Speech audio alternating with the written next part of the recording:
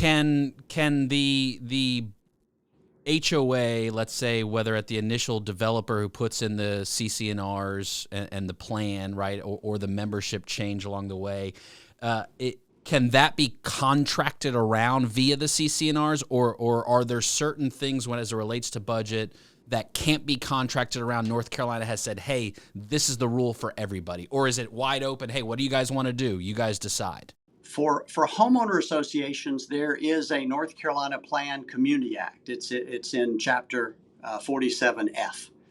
For condominiums, there's a North Carolina Condominium Act, and it is in 47C.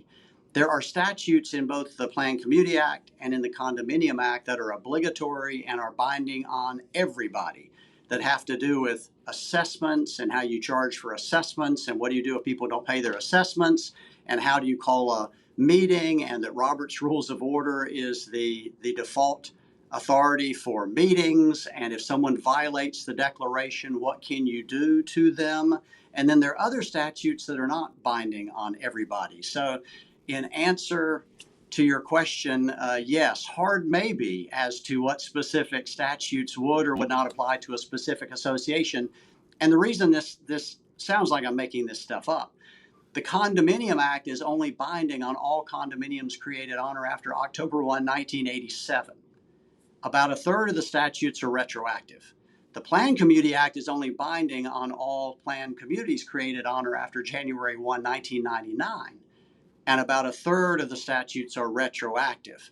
So when everybody calls us and says, hey, what's the answer to this? Unlike some areas of practice, we often don't have an answer until we find out, well, are you an HOA? Are you a condo? When were you created? What do your documents say? If you're a planned community, do you have at least 21 lots? Because if you don't have 21 lots, you may not be subject to the act. And so it's a lot of background we have to have before we can start answering questions for people. So it makes tough to answer universal questions with you today, not because I don't want to, but because our practice usually just doesn't let us.